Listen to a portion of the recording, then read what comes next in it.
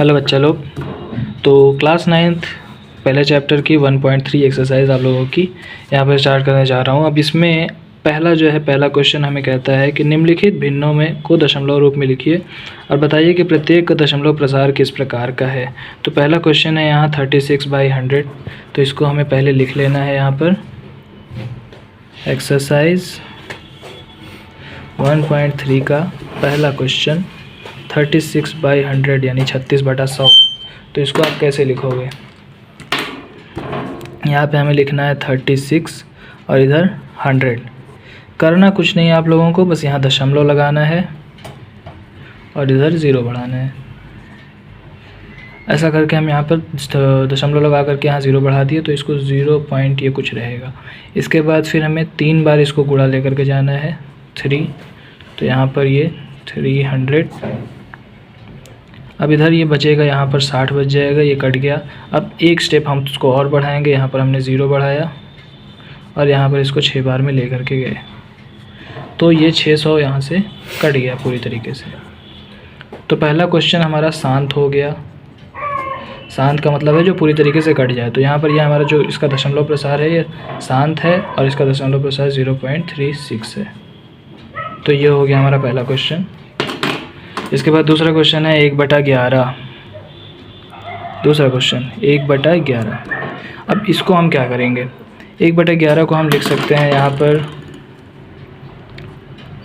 1/11। 0 point दशमलव बढ़ाए 0 बढ़ाए एक बार और, तो यहाँ पर एक बार और 0 बढ़ाया। इसमें जगह थोड़ा कम पड़ गई, आप लोग ठीक से इसको लिखना। तो यहाँ पर ये 100। इसको मैं अगर 9 बार लेकर के जाऊँ तो यहाँ पर ये 99 होगा और ये फिर से यहाँ 1 बच जाएगा। अब यही स्टेप हमको फिर से बढ़ाना पड़ेगा। 0 0 और यहाँ 99, ये फिर 1 बचेगा। तो यहाँ पर फिर 0 0 9। तो इसमें ये जो नंबर है 900 ये बार बार यहाँ पर आपको रिपीट हो रहा है। तो इसमें आप लोगों को यहाँ पर लिखना है दशमलव प्रसार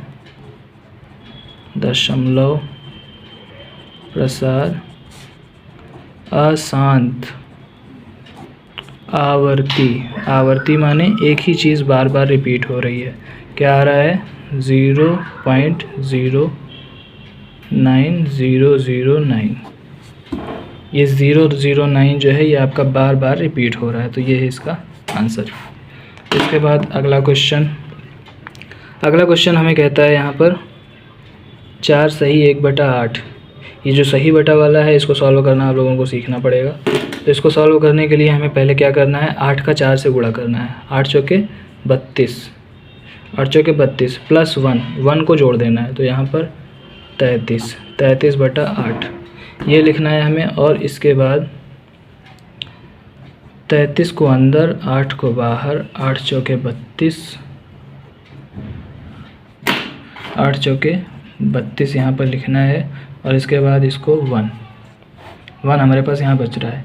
दशमलव लगाया 0 बढ़ाया। अब इसके बाद फिर हम यहाँ पे लिखेंगे 8 × 8।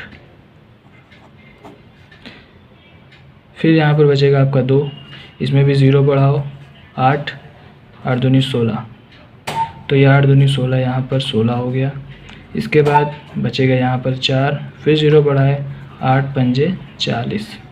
अब क्योंकि ये पूरी तरीके से कट गया है तो इसलिए ये शांत है और इसका दशमलव प्रसार 4.125 ये हो गया इसका आंसर। इसी तरीके से और भी क्वेश्चन है। तो ये 3 क्वेश्चन आप लोगों के लिए होमवर्क है। ये क्वेश्चन आप लोगों को करने हैं 1 2 3। इसके बाद आता है आप जानते हैं कि 1/7 बराबर 0.142857 ये इसका मान दिया हुआ है। वास्तव में लंबा भाग दिए बिना क्या आप ये बता सकते हैं कि 2/7 3/7 4/7 5/7 6/7 के दशमलव प्रसार क्या हैं? यहाँ पर एक आपको नोट दिया गया है। 1/7 का मान ज्ञात करते समय शेषफलों का अध्ययन सावधानी से कीजिए। अब इसमें आप लोगों को करना ये है कि हमें यहाँ पर 1/7 का जो मान है वो दिया हुआ है 1/7। बराबर दिया है 0.142,857। ये हमें दिया है 1/7 का मान। अब हमें 2/7, 3/7, 4/7 और ऐसे करके 5/7, 6/7, 7/7 ये सब हमको पूछा गया है यहाँ पर। तो हम यहाँ लिख सकते हैं 2 × 1/7, 1/7। इसको मैं लिख सकता हूँ 2 × 0.142857। मैंने 1/7 का मान यहाँ रख दिया। इसी तरीके से 3 × 0.142857। इसी तरीके से 4 × 0.142857। तो इस तरीके से यहाँ पर हम इसका मान रख करके इसको निकाल सकते हैं। अब जब 2 का गुणा यहाँ पर इससे हो जाएगा तो इसका मान हमारे पास आ जाएगा। ऐसे ही 3 का गुणा जब कर देंगे तो इसका मान आ जाएगा। 4 का गुणा कर देंगे तो ऐसे। तो इसी तरीके से 5 का गुणा करने पर और 6 का गुणा करने पर भी यहाँ पर आंसर आ जाएगा। इसके बाद आता है हमारा क्वेश्चन नंबर 6। अब क्वेश्चन नंबर 3। क्वेश्चन नंबर 3, 4, 5, 3 और 4 ये दोनों एक ही टाइप से है। तो 3 में जितने ये 3 क्वेश्चन दिए गए हैं, ये तीनों क्वेश्चन आप लोगों को एक ही तरीके से करने हैं और उसके बाद फिर चौथा जो क्वेश्चन होगा वो आपको अपने से करना होगा। तो इसको कैसे करना है मैं बताता हूँ। तो इसको सॉल्व करने का तरीका ये है कि हमें यहाँ पर 0.47 बार, 0.001 बार, इन सब का हमें p/q का रूप लिखना है। अब p/q का रूप हम कैसे लिख सकते हैं? तो इसके लिए पहले हमें क्या करना है कि इसको मानना है। हमारे पास क्वेश्चन आता है कि 0.6 बार, इसको p/q के रूप में लिखना है। पहले हम क्या करते हैं कि x = 0.6 मान लेते हैं, 0.6 बार, ये हमने मान लिया। अब x में दोनों पक्षों पर यहाँ पर हम क्या करते हैं 10 से गुणा करने पर। 10 से गुणा क्यों किया जा रहा है? क्योंकि यहाँ पर एक संख्या रिपीट हो रही है 6। ये 6 जो है संख्या ये रिपीट हो रही है, तो इसलिए हम 10 से गुणा करेंगे। अगर 2 संख्याएँ रिपीट होती तो 100 से, 3 संख्याएँ रिपीट होती तो 1000 से। इस तरीके से हम यहाँ पर गुणा करते हैं। तो अभी हमने x से में 10 से गुणा किया और इधर भी 10 से गुणा करेंगे, तो 6 इधर आ गया और यहाँ पर 6, 6, 6, 6 ये वापस से ये रिपीट होता जा रहा है। तो अब क्या करना है आप लोगों को? आप इसको ऐसे लिख सकते हो 10x = 6 + 0.6 बार लिखा जा सकता है, क्योंकि 0.66666 इसका मतलब यही है 0.6 बार और इसका मान हमारे पास है x। यहाँ पर हम देख सकते हैं x = तो ये जो है ये x का मान है। अब हम यहाँ लिख सकते हैं 10x = 6 + x, क्योंकि x का मान दिया है हमारे पास 0.6। अब 10x यहाँ पर है, 1x यहाँ पर है, बराबर के दोनों तरफ अगर x रहते हैं तो हम इसको घटा सकते हैं। 10x से 1x गया तो यहाँ पे बचा 9x। 9x = 6। अब x बराबर क्या होगा? तो क्योंकि यहाँ पर ये 9 जो है ये x के साथ गुणे में है, इधर आएगा तो यहाँ पर बटे में हो जाएगा। ये पक्षांतर का नियम है, पक्षांतर जब करते हैं तो ऐसा होता है। तो ये अब x का ये जो मान आया है यही आपका आंसर है, ये p/q का रूप है। इसी तरीके से अगला क्वेश्चन। अब अगले क्वेश्चन में क्या करना है थोड़ा सा देखना, इसमें समझना है आप लोगों को।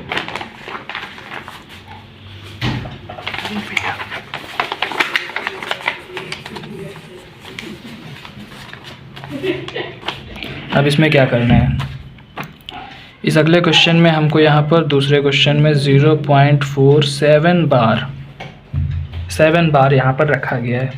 इसको कैसे करेंगे? तो क्योंकि यहाँ पर 7 जो है वो रिपीट हो रहा है, केवल एक संख्या रिपीट हो रही है, तो हम यहाँ पर भी x में 10 से गुणा करेंगे। तो पहले यहाँ पर मान लेते हैं x = 0.47 बार।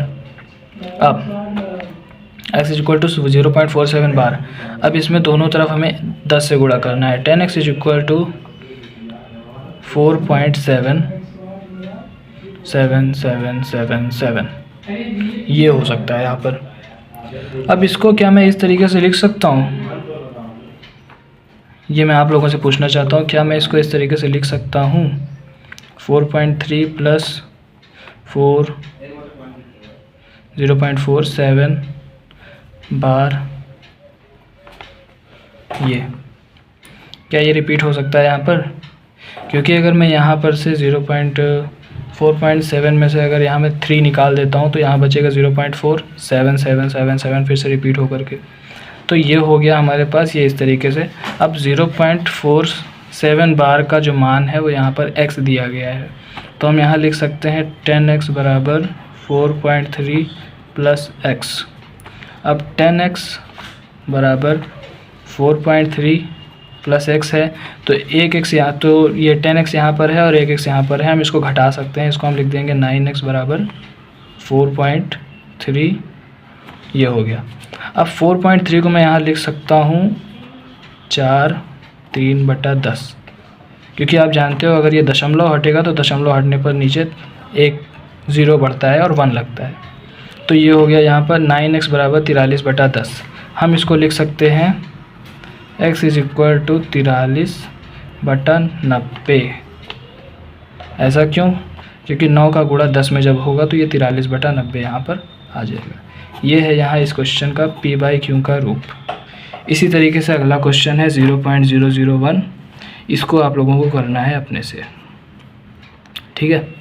इसके बाद आता है अगला क्वेश्चन 0.99, इसको भी आपको इसी मेथड से करना है और उसके बाद फिर इसमें लिखा गया है कि p/q के रूप में व्यक्त कीजिए कि आप अपने उत्तर से आश्चर्यचकित हैं, मतलब आपको आश्चर्य होना है इसमें।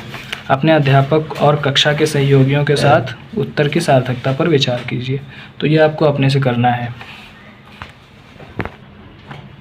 इसके बाद आता है अगला क्वेश्चन कि 1/17 के दशमलव प्रसार के अंकों की पुनरावृत्ति खंडों में अंकों की अधिकतम संख्या क्या हो सकती है, यानी कि ये जो संख्या रिपीट होती है, जो हम बार लगाते हैं, वो इस 1/17 में कितने बार के बाद लगेगा, कितने दशमलव प्रसार के बाद लगेगा। तो इसको क्वेश्चन को मैं नहीं बताने वाला हूँ, ये आप अपने से करेंगे, ठीक है। इसमें आपको कुछ करना नहीं है, बस यहाँ पर 1 और इधर 17 करके दशमलव लगाना है, 0 बढ़ाना है, फिर 0 बढ़ाना है, फिर 0 बढ़ाना है और बस इसको रिपीट करते जाना है। 17×5 = 85 और यहाँ पर 15। इस तरीके से इसको बस आपको आगे बढ़ाते जाना है और देखना है कि कितने नंबर्स के बाद ये रिपीट हो रहा है, बस उसी को आपको यहाँ पर लिखना है।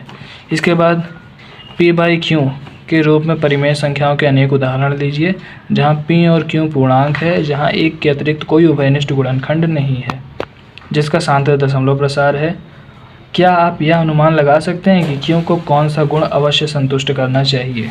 तो यहाँ पर इसमें एक चीज़ है आप लोगों को समझने वाली, वो ये कि कौन सा क्वेश्चन है ये 6 नंबर। इसमें हमें कोई एक कुछ उदाहरण लेना है और उस उदाहरणों में हमें ये देखना है कि उसमें ऐसी कौन सी खास बात है कि वो शांत हो जा रहे हैं। तो जैसे मैंने यहाँ पर लिया 15/2, तो 15/2 एक शांत दशमलव प्रसार है, इसको आप करके भी देख सकते हैं 15/2। और इसके बाद दूसरा कोई शांत दशमलव प्रसार, जैसे मैंने लिखा यहाँ पर 13/100, ये भी शांत दशमलव प्रसार है। इसके बाद अगर मैं लूँ यहाँ पर 23/25, तो ये भी एक शांत दशमलव प्रसार है। अब आपको ये फाइंड आउट करना है कि इसमें कौन सी खास बात है।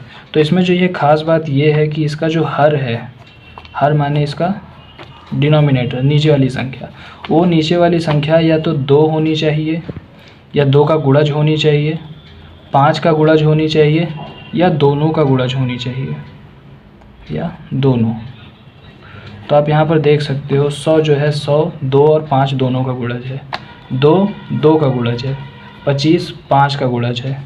तो इसमें जो खास बात है वो यही है कि 2 और 5 का गुणज या दोनों का गुणज, ये हर होना चाहिए, हर की संख्या, हर को 2 और 5 का गुणज या दोनों का गुणज होना चाहिए। तो ये यहाँ पर इसमें खास बात होती है।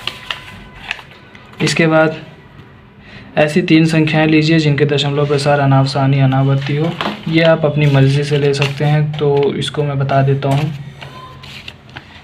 इसमें आपको कोई नंबर ले लेना है जिसमें जो है अनावसानी मतलब कि रिपीट ना हो और लगातार चलता रहे। तो वो संख्या आप ले सकते हो यहाँ पे 7200 7200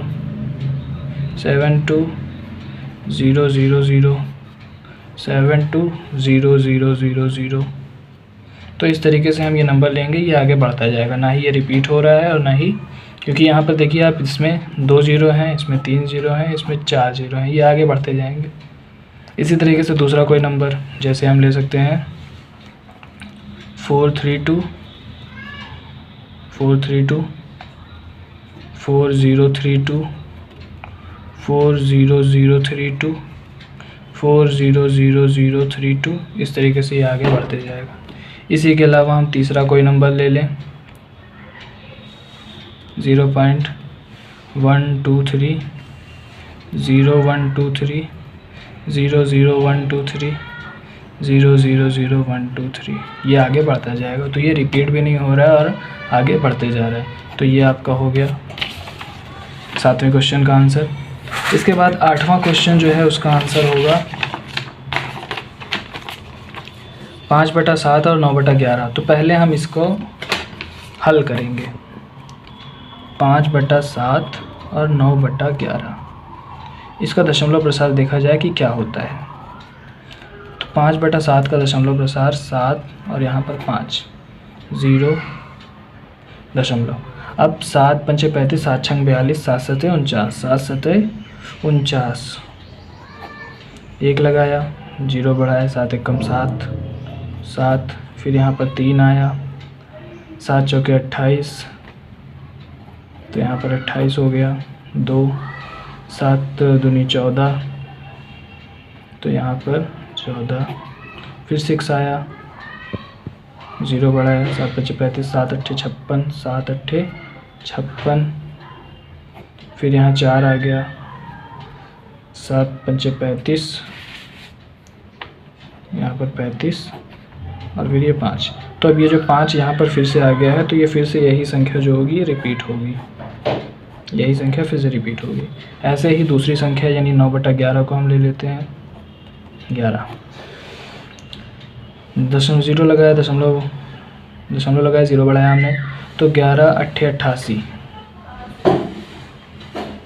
यहाँ पर 2, फिर 0 बढ़ाया, 11 एकम 11, यहाँ पर 9, फिर यहाँ पर ये 9 फिर से आ गया है। तो इसका मतलब कि यही जो नंबर 81 है ये बार बार रिपीट होता जाएगा।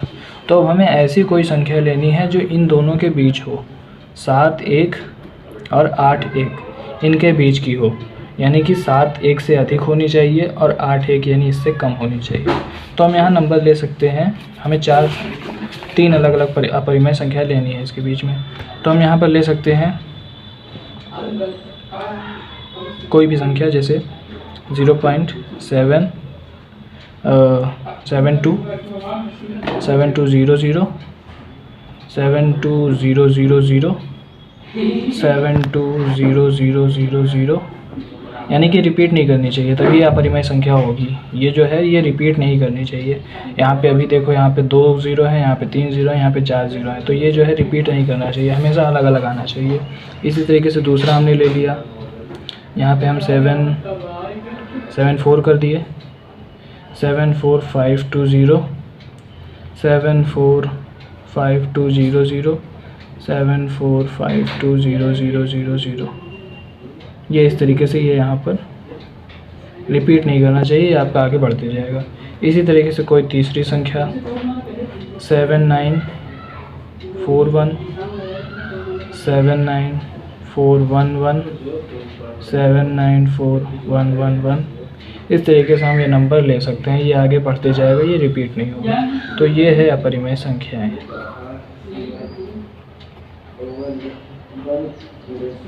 किनके बीच? 5/7 और 9/11 के बीच। इसके बाद अगला जो क्वेश्चन है ये सत्य असत्य का क्वेश्चन है, सत्य असत्य का क्वेश्चन है, क्योंकि इसमें आप लोगों को ये ज्ञात करना है कि कौन सी परिमेय है और कौन सी अपरिमेय। तो इसमें बस आप एक लिस्ट बना लीजिए और उस लिस्ट में आपको यहाँ पे लिखना है।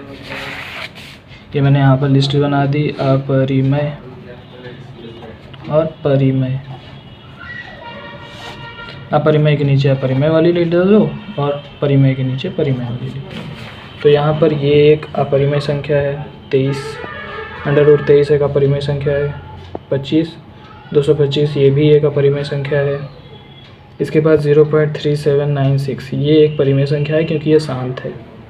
इसके बाद ये भी एक 478 ये भी एक परिमेय संख्या है क्योंकि इसमें रिपीट हो रहा है। और यहाँ पर ये भी एक अपरिमेय संख्या है क्योंकि इसमें संख्या रिपीट नहीं हो रही है। तो 1 2 3 ये संख्याएं अपरिमेय हैं और ये वाली संख्याएं परिमेय हैं। ठीक है, धन्यवाद।